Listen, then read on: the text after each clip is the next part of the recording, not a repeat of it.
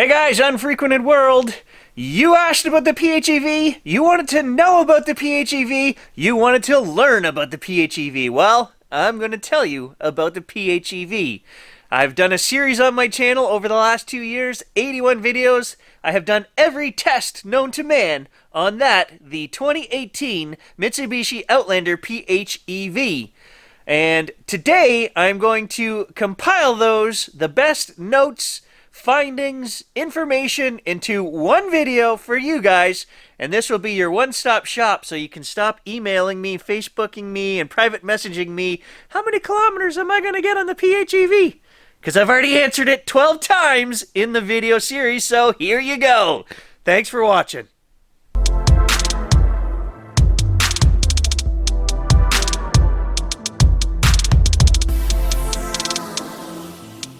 Back in the Mitsubishi Outlander PHEV electric hybrid plug-in, I felt that we should talk about the car, but I felt that if we weren't in the car, it just wasn't the right place. So we're going to go for a little drive, simply because I haven't used my 35 kilometers of electric driving today. So I've got some more data for you. We just got home about an hour ago. Did a 4-hour trip, 400 and some kilometers in the car. And what I wanted to find out was how much gas does the car use on a longer trip when we don't have a charge. And now I have a little bit of information, so let's go over it. So starting out on this trip, we had my wife, my daughter, myself, and about 200 pounds of gear, and we started with a full charge. So after driving 2 hours and using up the full battery, the car was reading that we were getting 7.1 liters per 100 kilometers, but it was saying that we had gotten 69% of our travel on electric. So how that works is the first 40-some kilometers were done on electric, no gasoline, and then the engine kicked on when it needed to. And I did not use the charge button or anything. We just let the car do its thing for 2 hours. So what it does is it builds up a little bit of power into the batteries, then it uses, and it just keeps constantly cycling. It will not charge the batteries, but it just puts enough in there and then it uses it. And so it says that you're getting, like I say, after 2 hours, 69% of our trip had been covered with electric, either from the charge at home or generated by the engine and put into the rear wheels. So I thought, does it make any sense to try charging the car? Will we get any better efficiency? And actually, I think we do get a little bit better. So for the next 2 hours, what I did was I actually pushed the charge button, and when you're going 100 kilometers an hour on the highway, the car is very efficient. It's probably got excess energy. The engine isn't using all of its power to drive the front wheels, maybe unless you're going up a great big hill. So what I found was that after the next hour, we had driven enough to charge up the battery and use another almost 40 kilometers. So what happens is we went from 7.1, which we were still getting, even charging the battery, we were still getting 7.1 liters of gasoline per 100 kilometers used. But then we got to go that almost 40 kilometers in electric, and that lowered our liters per 100 kilometers down to 6 point whatever. Those numbers totally jive with a couple of other guys I've been talking with online that told me you're going to get 7 liters per 100 kilometers with a few hundred pounds of gear and people in the car. And that's exactly what I got, 7.1. Will it get better as the car breaks in? Maybe. But according to these guys, after thousands of kilometers on their vehicles, that's what you're going to get, and that's what I'm getting. So does this vehicle actually make sense? Not if you're a single person just looking to get into an electric vehicle. It's not the most economical at 7 liters per 100 kilometers. But as a family mover, when you've got 2, 3, 4 people in there and a couple hundred pounds of gear, absolutely it is the only vehicle that makes sense for the hybrid electric side anyway, right as of now. In terms of purchase price and all that other stuff, 7 liters per 100 kilometers is not bad, and you're going to get better than that because probably there will be charging stations in your area, and if you're smart, you will plan your trip to leave on a full charge and, stop and have a picnic somewhere along the way where you can charge the car for an hour and get another 40 free kilometers along the way. So absolutely, with good planning, this car makes perfect sense.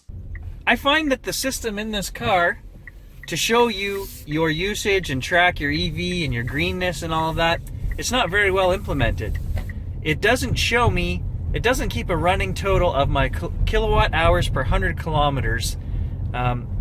When you get in the car and you do your first 35 kilometers, which you got from charging into the wall, great. It shows you use 24 kilowatt hours or 22 or whatever it is. However, once that 35 is gone, if you do hypermiling, or if the engine kicks on and you do any charging, that number, you will notice the kilowatt hour number drops.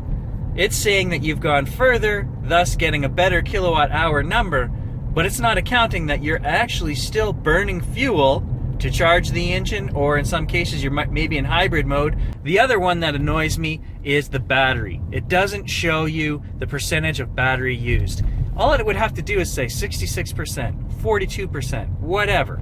It doesn't. It's just a little bar on the dash that shows, you know, it looks full or it looks half full, and you kind of have to guess, how many kilowatt hours did I use when I plugged the car in? And that's what I'm doing. If it's half empty, I'm just putting in 6 in the book.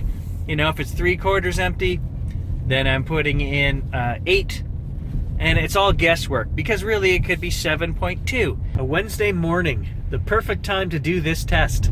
There are only me and a bunch of farmers driving around these back roads, and all of us are happy to be doing 40 kilometers an hour. 40 kilometers. We've just come back out on the highway now. I'll show you how much I have left to go. 3 kilometers left on electric. So driving slow does not increase your range.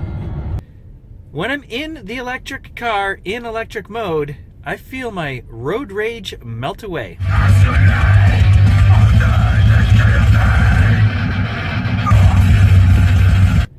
When I drove the turbo, I drove turbo style. Get there as fast and as hard as you can and leave everybody in the dust. Why? You are paying for the gas, enjoy the power. I don't know, it's a mental state. But I honestly feel if everybody drove one of these electric cars, we would all calm down just a little bit.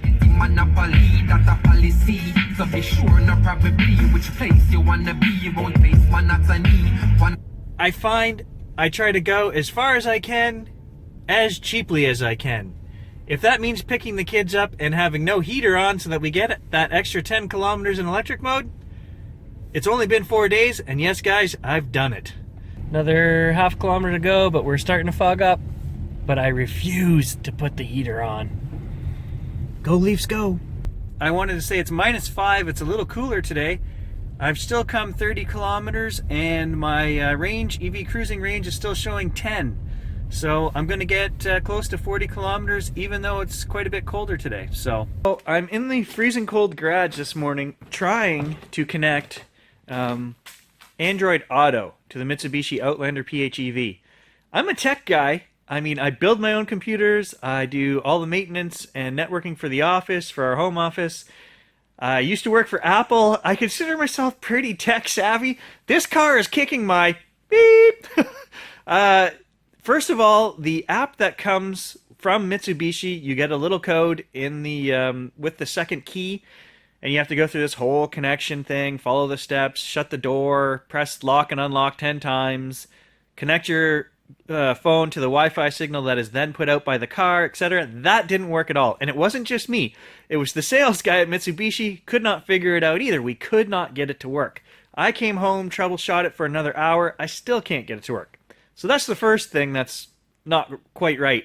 Then the Android Auto, I thought, okay, I have the phone connected via Bluetooth to the car. This will be no problem. It's going to automatically connect and do its thing to set up a new car when it starts.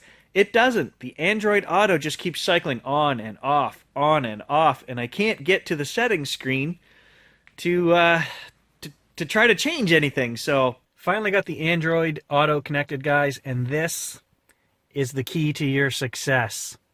If you don't plug in physically with a USB cable, it just keeps cycling through Bluetooth. You can turn whatever settings you want. It's not going to work. As soon as I plugged it in with this, the Android Auto started working. At the last 2 times I've used the car, when I take off from home base here, it's actually reading over 50 kilometers. Today it was saying 53 kilometers. Yesterday I think it was saying 54 kilometers. I think because the battery's been charged a few times now for a week, it's actually come up and holding a little bit more than when I first got the car. The first couple days when we were charging the car, it would read about 40 kilometers when we left the house. So, is that what it is? Is it just because the battery has been charged a few times, or is it something else? I'm not sure. But after a week of use and 300 kilometers, it's reading that we're getting a little bit more per charge. So I do have to say the heated seats work very quick in this car. Under a minute and I can start to feel heat on my backside. So that's a good thing. So we're still nowhere near needing a fill up. We're like still over 3/4 of a tank of gas. So, and I've come 80 kilometers on the gas motor that I know of, and close to 400 on electric. So, all right, we're back in town, and there are only 2 charging stations in North Bay. One is at Mitsubishi, and I think the other one is at a Tim Hortons here on the corner. So we're going to see if it's there and if we can use it. Well, that was an exercise in futility. I just stood outside for 15 minutes trying to get this My EV Route app installed, and then when I did, it says that it sends you an email. Well, the email never came in, so I tried to use the station as a guest, and it wants $12 an hour to use the charger, so that's not going to happen. So I'll just go home and charge for 3 hours for 70 cents. So what's the point of putting in these chargers, guys? Nobody's going to use these, especially somebody who has like a PHEV, which can go 30 kilometers. Not going to happen. But I think that if you're in a very efficient situation like highway driving in a fairly flat highway, doing 100 kilometers an hour, I think it's totally beneficial to push that charge button, because the liters per 100 kilometers didn't seem to go up while the car was charging, and yet we were putting extra free energy to be stored in those batteries. One of the screens shows your energy transfer and it says instant energy, and that's when you're not charging the batteries. You have a little bit of energy that's always available if you go to pass, but that stuff is there anyway. They always save 30% of your battery for passing and running those wheels when you need it. So it's a very tricky system to figure out what's going on. But I'll tell you guys right now, if the car is running very efficiently and you have flat area that you're covering and you're doing a high enough RPM with the engine, push the charge button, because your liters per kilometer does not go up, and you're going to have stored energy when you come to the next small town that you need to be hitting a bunch of stoplights and things like that. You're going to have that energy, and you're going to go another, you know, if you charge for an hour, you're going to go another 40 kilometers for free. And that lowered my liters per 100 kilometers. So every chance you can get when the engine isn't climbing big hills and things like that, charge those batteries. 17 days and some bum already pushed a cart or something into my car. Never fails. Look at that. Never fails. And for any of you guys that were paying attention, I did figure out how to get the app, PHEV 2 app, installed on my phone. Apparently this was Mitsubishi's error. When I went to them and we tried to set this up originally, they were saying we had to connect the Wi-Fi on the phone to the key fob code that it puts out. If you do that, you will never get the app to work. What you have to do is remain connected with your phone to your internet, go into the app and put in the SSID code that the remote is putting out, and then put in the long upper and lowercase letter code that they give you. Mitsubishi called me back last night actually and said that they had figured out why it wasn't working. So if you're having that same error as me where it will not connect, don't connect your Wi-Fi on your phone to the key fob. Just do it in the app itself, and right away it will connect. So now, that being said, the app is garbage. Now that I actually have it running, I can't connect to my car from my couch, which is 30 feet away. Wi-Fi signal just doesn't work, or I don't know. You can do everything in the app right on the dash itself in terms of setting timers for air conditioning, heating, etc. So the app, it's really a frustrating, kind of useless app anyway. I don't know, I thought I was missing out on something, but really I wasn't, guys. So if you can't get it working, don't worry about it, because it sucks. I've been traveling so much the last couple months in this electric car that I now find it obtrusive that an engine starts. I had to drive my wife's car for her the other day and take it in and get her tires changed over, the winter tires, and I was annoyed. The sound of the motor just irritated me. It's 16 degrees Celsius this morning and the battery is showing 52 kilometers of travel distance. So like I was saying in the last video, now that it's getting warmer, I'm getting over 50 kilometers a charge. And on another note, I have seriously made up my mind that the next vehicle I buy will be at a minimum a plug-in hybrid, if not a full electric. It's just the way of the future. I feel so good driving this thing, and I am doing mostly electric. 2,140 kilometers, and 400 and some of that was on with the gas motor running, and the rest was electric. So it just feels so good to have money in my wallet. I'm not spending any money on gas, and to do something for the planet. So I've made up my mind. We just need to get some infrastructure up here in Northern Ontario. That's my big concern. They have usually a third row seating in the Outlanders, but you don't get that in the PHEV. The battery is under here, so they've kind of built up this back area.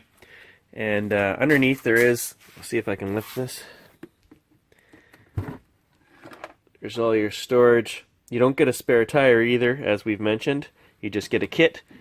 But there's your extra charger and all that stuff. And this folds back in three phases, this cover. But what I wanted to talk about were these sidewells. And when we got this, you've got a very, it seems like it's a narrow space to put your luggage or whatever you're throwing in the back, but it's not bad. And what I wanted to say is that when we do groceries, the wife and I were laughing, we actually like these little deep sidewells. There's one on each side, and we put things that can either roll around, or bags of milk, or you know, anything that's gonna run around and move around on you, we put in those deep sidewells, and it actually works pretty well. And you know, the third row seating was meant to go in here, and they haven't changed it from the regular Outlander because they left the cup holders behind the back seats. And I thought, oh, I'll never use that. But actually I do. Every time I go out metal detecting and things, I just put a couple jugs of water right in the back there. So I keep one set of seats down when I have metal detectors and things, and I just wanted to show you guys. It's a three-step process. It's pretty simple. There's a cable or a cord here at the top. You pull to put down the top of the seat. There's another one here at the bottom. So that comes down, and then you just hit the release up here, and you can lower the seat, and it goes right down flat, giving you lots of cargo space. And then you can just unclick the cover. So mid-seat, there's an armrest that pulls down with a couple more cup holders in it. And I will just mention that your third person, the center row seating, the seat belt, is tucked away up in the roof back here, which is actually pretty cool. It's not hanging down, distracting, you know, in the mirror or anything. It's tucked up inside the roof. So you just pull it out, and then the other end is actually tucked into the seat right here, so you can pull it out. And that's for your the person that sits in the middle. One more quick thing to mention, we haven't really looked at this key yet, but they're actually pretty innovative. I mean, they have all the standard stuff, panic, lock, unlock. I'm not sure, this must be an added feature for the higher end.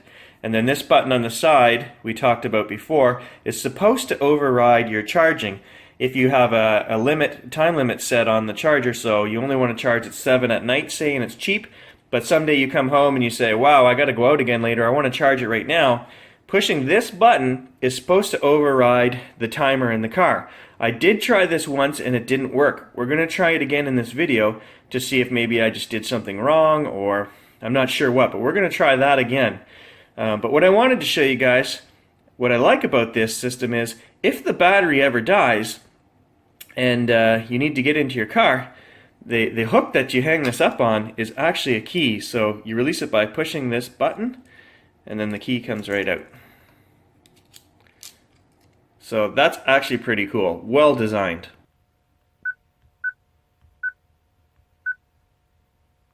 We're going to set that for every day of the week. Actually, we don't have to set it for the weekend because it's cheap on the weekends as well. Okay, actually we can't set this unless we set the time, so we'll just set 3 o'clock in the morning.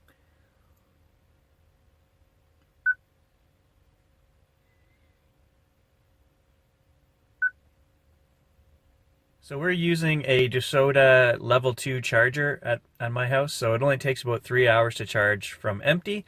So by giving it 8 hours, there'll be lots of time there. And what this should do is stop the car from charging when you plug it in. You can just walk away and leave it, and it won't start until 7 o'clock at night, cheap time. So now we're going to try plugging this in and seeing if the key, the button on the side, will allow us to override that charge time and start charging when we press the button. I tried this once before and it didn't work, so maybe we did something wrong. I don't know. We're going to try it again right now. Well, that took me 20 minutes to find, but here it is. If you want to cancel the charging timer in cases of the battery exhaustion or loss of a wireless LAN device. If you want to cancel the charging timer in cases of the battery exhaustion or loss of wireless LAN device. What? So you can temporarily cancel the charging timer by pressing the fast key of the switch A twice within 2 seconds. Alright, so the first thing we're going to do is plug this charger in.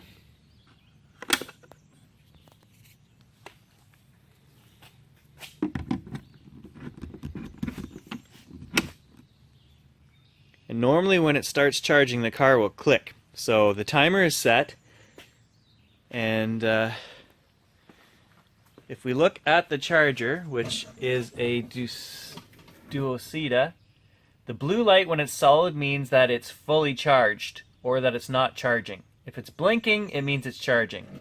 So now we're going to push this button twice in 2 seconds.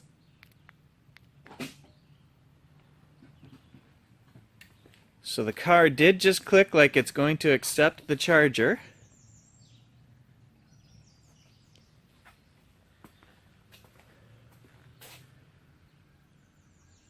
Look at that, it's working. I don't know why that wasn't working before, but I'm going to start using that all the time because it's such a pain in the butt to jump up at 7:30 at night and go, oh, I got to go charge the car. I honestly tried this exact thing before, guys. It wasn't working. I don't know what we did wrong, but to charge the batteries as you're driving, say you're on the highway and you want to put extra energy back into the batteries, you push charge and it will slowly fill the battery. It still uses battery power to help in climbing hills and passing and things like that, but every chance it gets, it will put power back into the batteries. The save button does not use any electric. Whatever you have in the batteries, it will try to hold on, and you would do that if you were coming up to a town. You're on the highway, you're already pretty efficient, and you know you're going to be in some stop and go traffic. You would maybe save your battery power till you hit that traffic.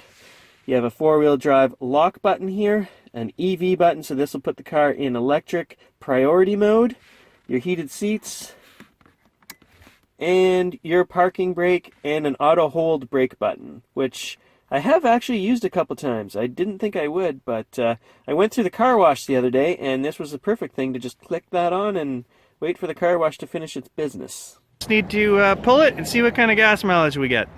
So I'm not going to run the charge. I'm just going to let the car do what it does and see what gas mileage we get pulling that. So we're cruising along doing 90 kilometers here, and it's periodically charging, so it's not that taxing on the vehicle.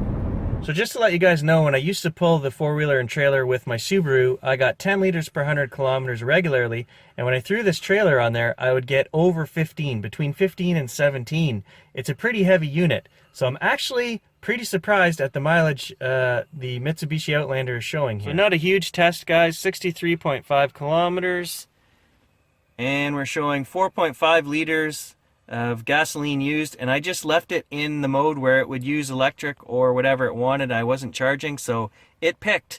So that's not bad at all. I did go quite a ways on just electric. So alright, so I had a viewer ask me about running the air conditioning on the PHEV without the engine running, and yes, you most certainly can. So today it's actually hot enough that I put it on, and we're running on electric, and the AC is on right now.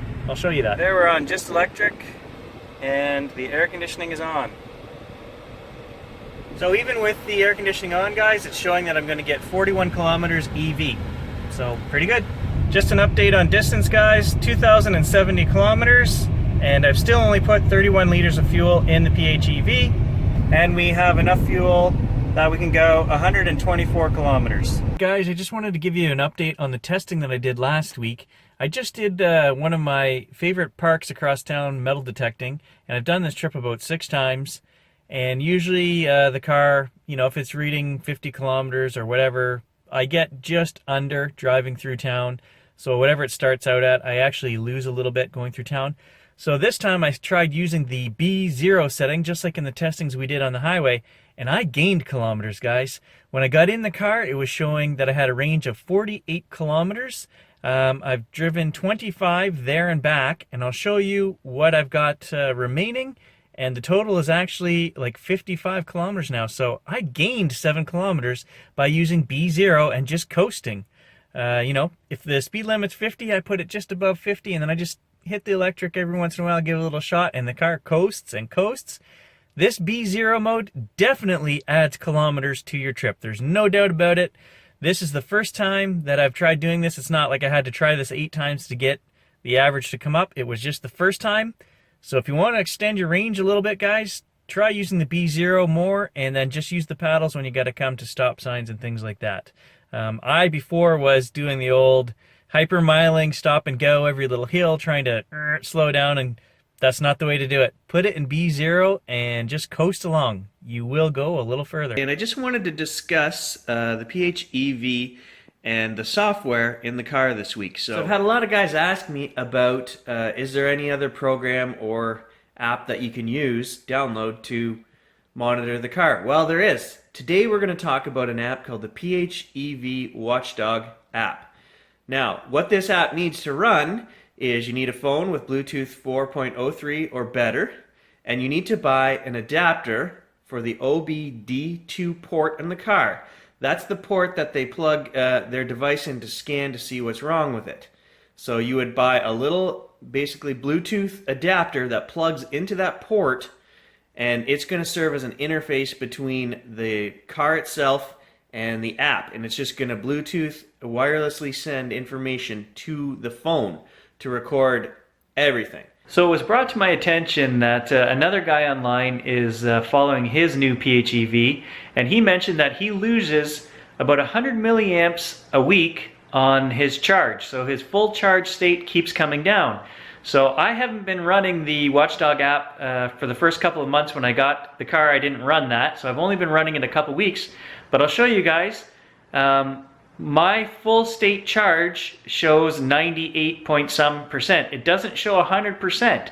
And I'll show you guys, I just have a trip from a week ago and then a trip from today, and it shows 100 milliamp difference. So maybe my battery is losing 100 milliamps a week as well. I'll keep an eye on that, and I'll report that in the future, and we'll see what's happening there. So if we look in the app here, the bottom one is from a week ago, and it shows 37.6 amp hours on a full charge, and the top one here is from today, shows 37.5. So I don't know, is that within the normal amount that it just can't measure 100 milliamps? Is it not that accurate? We'll keep our eye on it and see in the upcoming weeks. You know, was this, my guess is, was this showing 100% when I first bought the vehicle a month ago, or two months ago? Okay, just did 652 kilometers, and the car is showing 7.5 liters per 100 kilometers. The Watchdog app was showing significantly lower than that. It was showing almost 7 liters per 100 kilometers. Which one is right? Well, we'll just do the calculation of distance with the gas that I purchased, and I know how much gas is left in the tank here, and we'll figure out which one is right. I also noticed that the PhD Watchdog app shows that my kilometers are almost about 5 or 6 kilometers an hour slower than what I'm actually going. So if I'm doing 100, it says I'm doing 95. Okay, so there we are, set to 100 kilometers an hour with the cruise control on. 94 kilometers, so exactly as I said before, we're 6 kilometers under what the car speedometer is showing. Now if we check my Garmin GPS, it is clearly showing 94 kilometers an hour as well. I'm going on a trip out of town, out to the cottage. By the time I get there, I won't have any battery, and I have a burning question that needs to be answered, and that is, what happens when you put the car in four-wheel drive lock, but you have no battery left. Is it going to generate enough power to keep the car in lock? I don't know. Will it dip into that 30% reserve to make sure the car stays in four-wheel drive, that the rear axle is turning? I don't know. So maybe later today we'll pop it in four-wheel drive with no battery and do a little half-an-hour drive somewhere just to see, does it show that it comes out of four-wheel drive? Is there any kind of indicator that says you can't do this when you have no battery?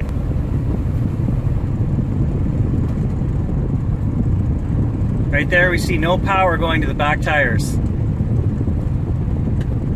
Essentially what the car is doing there is turning into a Honda.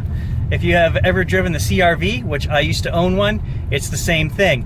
It's front wheel drive all the time, and then when it detects slippage, it kicks into four-wheel drive. So I know that even though we're in four-wheel drive lock with that button on, I think there are times when it has to cheat because the need to reserve that 30% battery, I think, is a priority. It will not dip into that reserve, and in order to save that, it switches to front wheel drive only just for a minute until the generator has put enough power back into the battery to kick the four-wheel drive back in on the back. So even doing 100 kilometers an hour and pulling the trailer, we still got over 30 kilometers in electric. Not bad. After you've made sure your tires are properly inflated, the next best thing you could do is accelerate slowly when taking off. This can save you up to 20% fuel efficiency by having a nice light foot. Built into the PHEV, there are two things that can help you do that.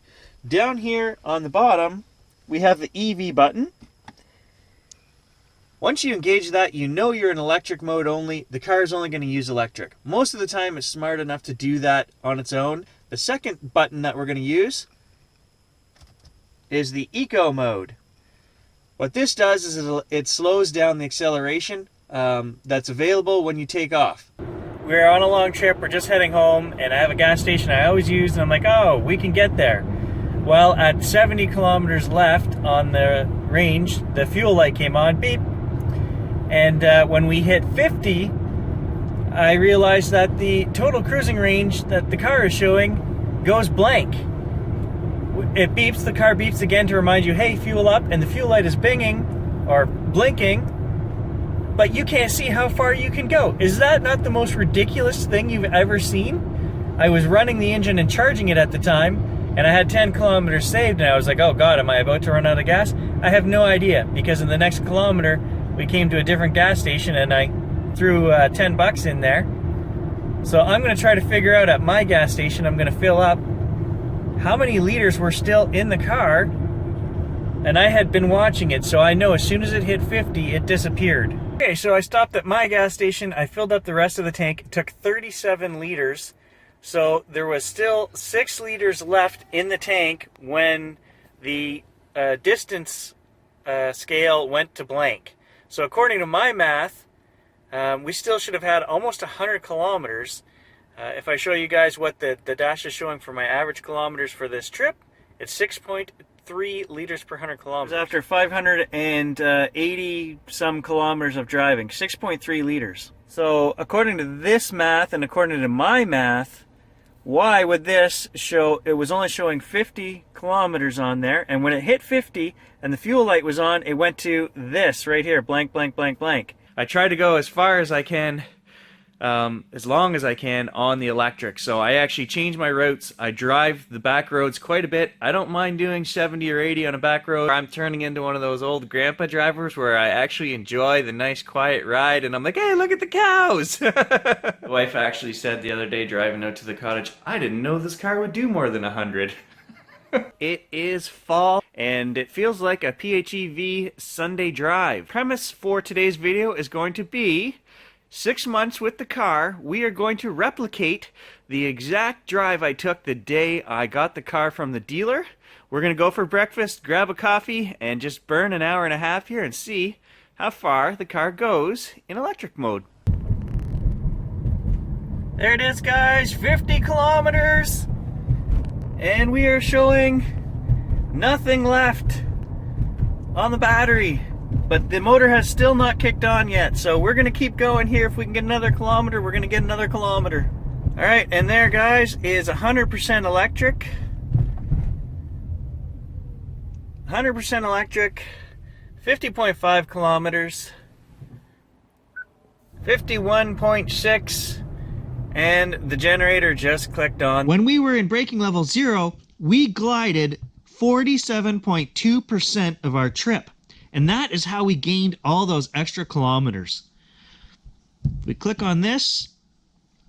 We can see here that our average speed was just a little bit lower. It was, on the last trip, was 40 kilometers. Here it's 36.4.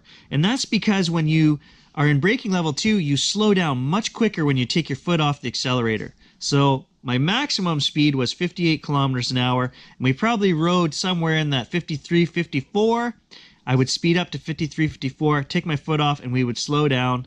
And I was trying to regen as much as I could. So at this point, guys, this is where up in the corner or somewhere, I'm going to put up some math, okay? And we're going to look at the percentage numbers, the percent for braking level 0 versus braking level 2. How much further did we go? What percentage in kilometers did we gain? And that number is right here.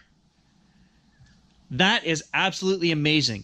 If you times that number by 365 days a year, you get this. Number of kilometers. That's how many more kilometers you can drive using B0 than B2 in 1 year. You guys can do the math to figure out what you're paying for fuel, to figure out what your savings are there. But this was no contest. This was a knockout by B0. So charging every day, I'm just over 2 liters per 100 kilometers. In hybrid mode, I'm down to 6.03 liters per 100 kilometers is what I'm getting. And the difference between those two are the hybrid mode is just when the car is running and we're not taking into account the plugged in 40 some kilometers you're going to get free every day. So if you're just running the engine and it's kicking on, making its own electricity, that's what I refer to as hybrid mode. In that mode now, after 5 months, 6 liters per 100 kilometers is what I'm getting with the vehicle. That's when it's myself mostly, just running around town, maybe one kid. When the whole family is in here and we're fully loaded going on a trip, not trailering anything, we're getting 7.2, 7.3 liters per 100 kilometers. So there's the trailer, there's the bike, guys. 600 pounds each approximately. You can see the dirt on the back of the car, so we were traveling back roads. This is the second weekend in a row that I've trailered this unit. That's probably somewhere around 1,200 kilometers that I've done. So we can talk about the PHEV and trailering and numbers and things like that. I actually have data. Okay guys, there's some real world towing numbers. 356 kilometers driven with the trailer and the four-wheeler on the back. About 1,200 pounds is the setup. 4 people in the car, fully loaded, 200 pounds of gear. And this is not including any electric data. This is just hybrid mode data only. I just realized something else that needs to be tested in the PHEV, which I never thought of, guys. Getting in, hitting the highway with a full charge, and clicking save. We've driven 80 kilometers this morning, so we're actually still using power as well, as you can see. So the generator isn't running right now. So it will still go into hybrid mode and then into generator mode, like right there. So I guess the question is the engine running as a generator more efficient than running the wheels over long periods? So would you be better to get in the car with a full battery on long trips where you know you're going to run out of electricity anyway, and simply run the vehicle on save mode? So with 7 kilometers left on the trip, I'm cutting back through town and we are on electric. So like any good EV driver, I'm going to use every kilometer in the car before we get back to the house. When we get there, I'll show you the numbers, and I'll give you all the numbers when we get there. There are the numbers, guys. We are home, 296 kilometers, 38% EV driving, 19.7 kilowatt hours, and 6.4 liters per 100 kilometers on the way back. So if you average the two, the trip there and the trip back, it's 6.3 liters per 100 kilometers. And that, I want to mention, is with a side stop at Costco and an extra 200 pounds. Thank you, wife. So make of that what you will, guys. Those are the numbers from one trip, so not super scientific. It was almost 300 kilometers. I find that my normal hybrid driving numbers without electricity in the tank are somewhere between 7 and 7.3 liters per 100 kilometers. It would make sense that the car would never have to dip into that extra engine higher RPM because it's not driving the tires. My theory was that it would be more efficient because you've got that battery power there to use all of the time. Is it? I don't know. This is only one test. So What happens if you try to start and drive the Mitsubishi Outlander PHEV if you're still plugged in? Their greatest fear is they're going to jump in and do this. Well, we've all done it. You walk right past your car, it's charging, you know that, it's early in the morning, whatever, and you get in and go. Well, I'll show you what happens. So there you see the car is plugged in. It is fully charged. Let's go for a drive.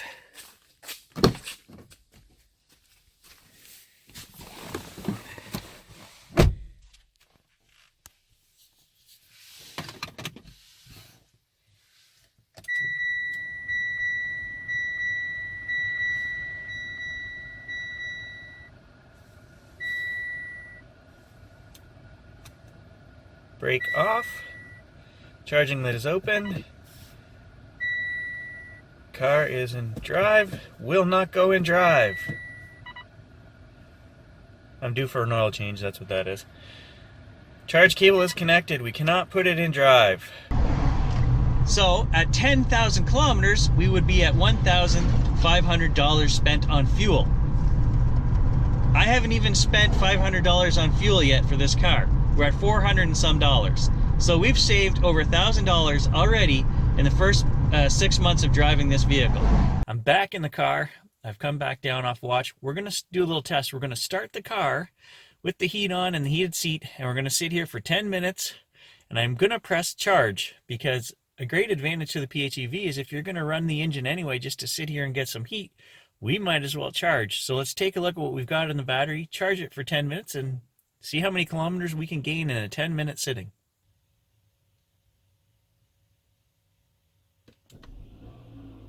All right, 10:30, and we are going to charge the car for 10 minutes.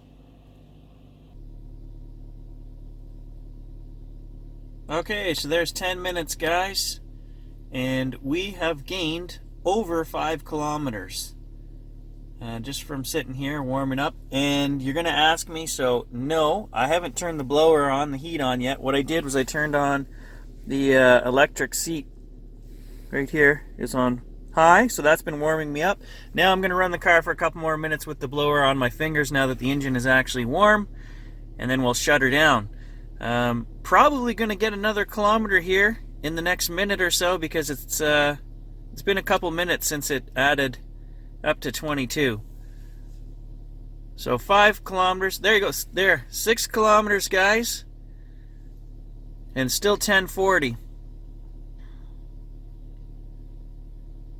So, not too bad at all. I use this tactic when we go to the mall in the fall and it's raining and one person has to wait in the vehicle and you fog up when it's, you know, if it's wet and you got to run the vehicle anyway, you might as well press the charge button. Okay, cold weather update this morning. Fresh snow, about 5 inches here on the ground that we just drove in. And we made it 32 kilometers only this morning before the engine kicked on.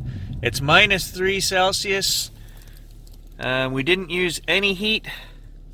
My daughter's driving with me this morning. And so 32 kilometers at -3 with fresh snow. So yesterday we did not make it to my dad's on a charge in the morning for our daily commute out hunting. The highways had snow on them, and it was about the same temperature, and I had my daughter with me, so the only 2 differences were my daughter and the snow. Today the highways are clear. We're doing between 80 and 90 kilometers an hour, and we might make it today. Okay, so here we are at the same place on the road as yesterday. 32 kilometers. My dad's driveway is just here on the left. We are showing no power, but we made it.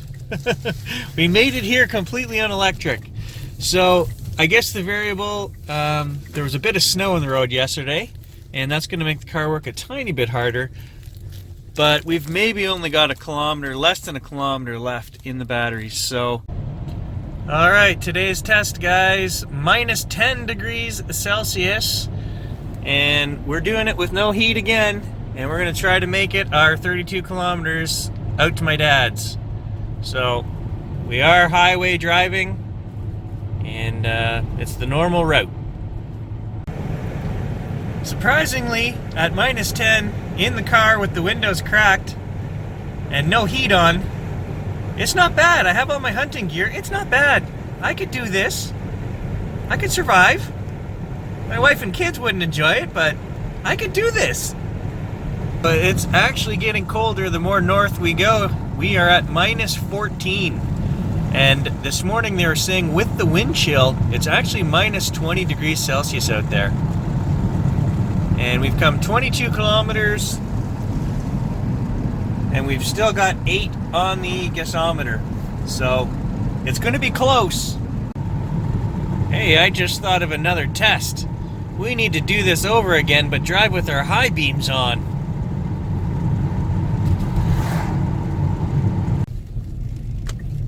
There we are, guys. We have actually made it. Pretty much the same result as yesterday. Okay, so we are at my dad's, and I'll show you guys. We did not run the combustion engine at all. There you go, guys. I didn't put the winter tires on that much earlier than I had to. Only by about a week and a half. Yokohama ice guard tires feel fantastic, not sliding anywhere. And it's a wet, slushy, definitely slippery morning out here. So get it done, guys, especially if you live in Canada. Someone online was asking me about noises, squeaks and creaks and anything abnormal with the vehicle. And my car has 13,600 kilometers on it. It's 7 months old. So absolutely not. It's a new vehicle. I'm very uptight when it comes to noises, and that up there is the sunglasses holder, but I will not let my wife put any sunglasses in there because they rattle around, and I hate any noise like that. So as you guys can see, I'm at 26.8 kilometers driven this morning, and I've only got 8 kilometers left on the gasometer. 7. So I'm really noticing that with temperatures down around 0 degrees, or this morning 1 degree, and the winter tires, I'm losing probably close to 10 kilometers per charge. Also in with that is the heater, of course. I've got to use the heat because, as I showed you, the windows fog up.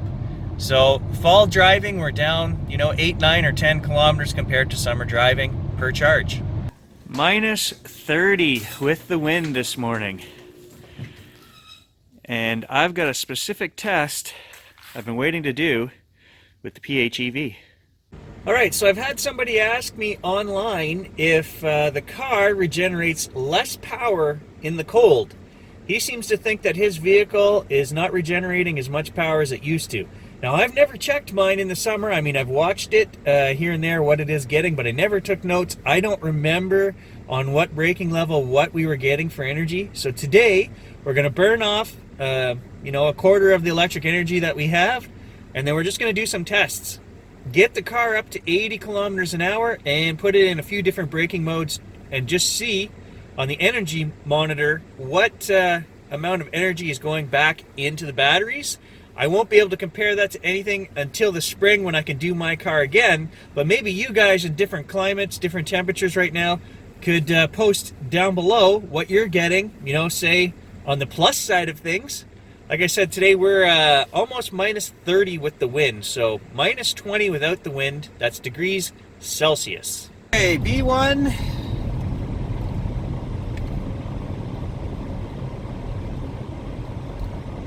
Somewhere around 5 kilowatt hours. It's hard to say, you're just guessing.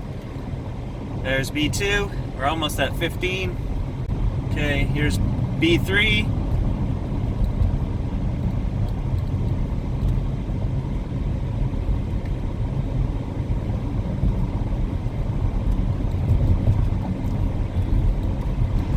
Okay, 90 kilometers, and here's before. Just going by what I remember the car getting, that seems about the same to me in warmer weather. And yes, it is as cold out there as it looks. Minus 23 degrees Celsius, minus 31 degrees Celsius with the wind. It is the perfect day for us to do our final battery distance test. We've done everything from 10 degrees above right down to minus 13. So today, minus 23. Aha, we'll hold the EV button down with the camera. Brake on.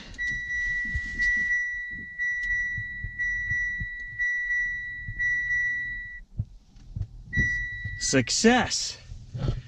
We have started the car. It's showing minus 10 here in the garage.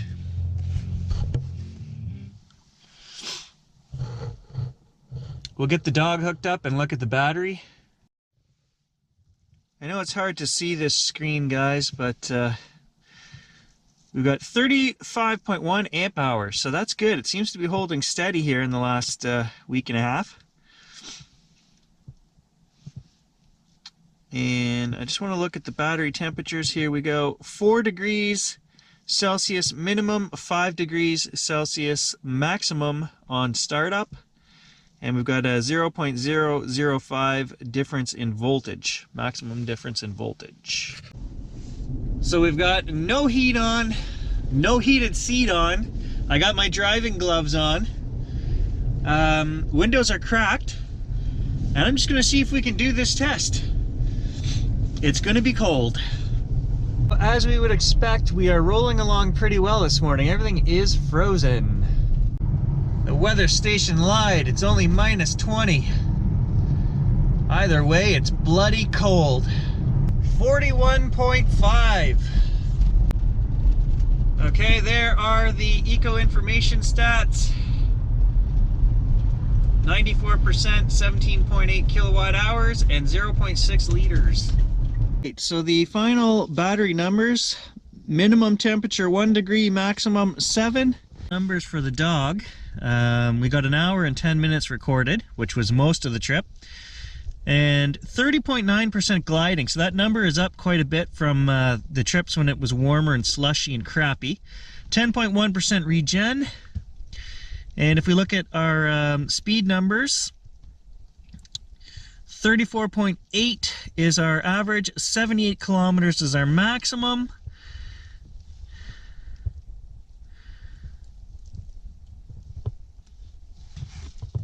And there's the consumption numbers if you guys are interested in any of that. So all in all, I didn't notice any difference between the 0 degree to the minus 20 degree. We're right in that 40 kilometer range, 41.5 today. And I mean, that could be road conditions, traffic conditions. It could be any of those things that are changing it within a kilometer or two. So in my mind, the battery system is not really affected by the cold in this car. You're still going to get, without heat, your 40 kilometers if you baby it and try to drive in B0 as gentle as you can. You can still expect your 40 kilometers. So let's talk numbers, seeing as this is a hybrid test. My 7-month average is just over 6 liters per 100 kilometers for hybrid mode. It all depends on what you've got in the car, guys, where you're going. Are you on the highway? Are you in town?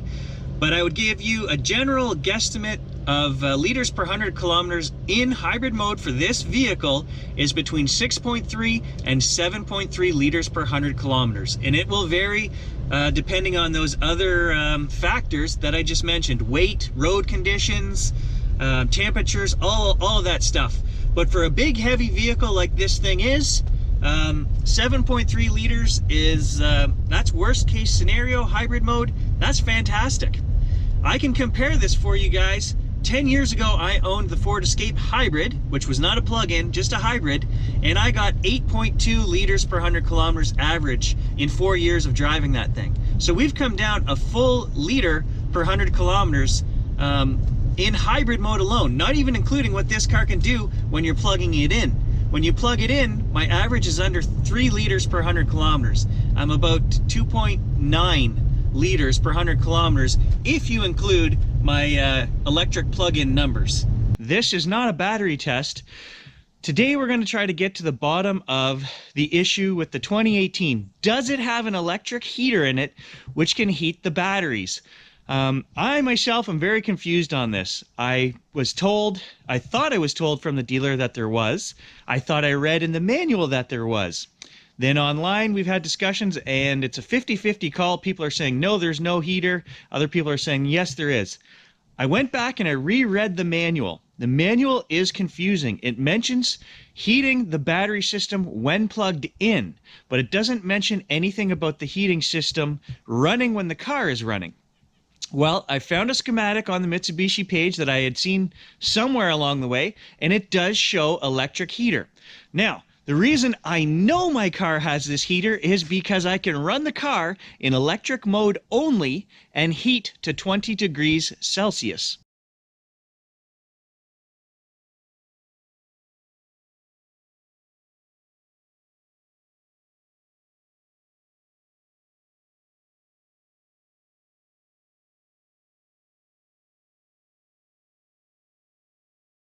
The question we're going to try to answer is the battery compartment somehow in this loop for the electric heater?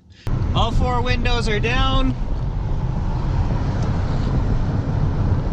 And we're going to get this thing up over 100 kilometers an hour. It's freezing!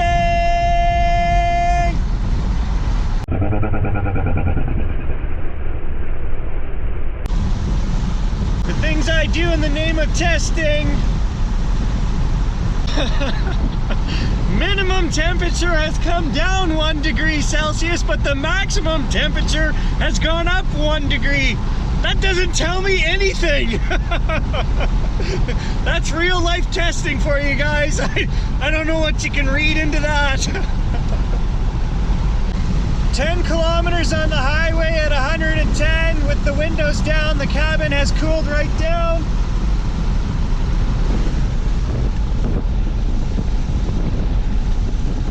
Degrees low, so it's actually come back up 1 degree Celsius. Today we're going to do an eco mode test. Everyone keeps asking me why I don't use eco mode. Easy answer to that is eco mode is just a holdover mode from the regular combustion engine Outlander. All it does is it retards your accelerator so that when you take off, you're not burning a bunch of extra fuel. That's all eco mode is. And it really doesn't have anything to do with the electric version of the Outlander. Here are the results from our eco test. 100% EV driving. The engine hasn't started yet, but it's about to any second now. EV mode canceled. 39.3 kilometers. Have you ever wondered how the purchase of a PHEV would affect your life, both positively and negatively? Well, wonder no more. I've summed up my experience for you guys here.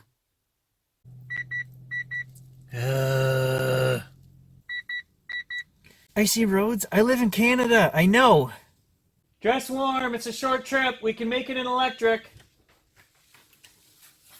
Why can't we just take Mom's car? I swear, it's the last test. An extra 7 kilometers or heat? No heat. Can't we just turn the heat on? No.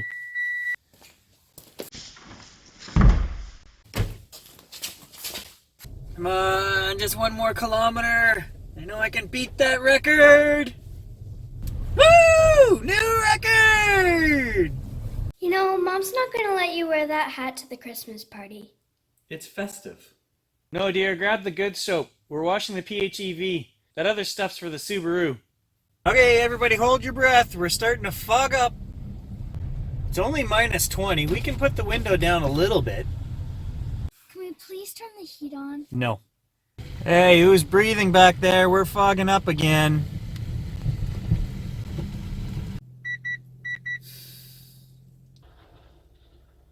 Ooh, that looks really crappy out. That's perfect for doing a test. Last test, I promise. What do you mean you're cold? Put your mitts on. If you ask nicely, maybe Mitsubishi will put heated seats in the back. Another test. One more test. Last test, I swear.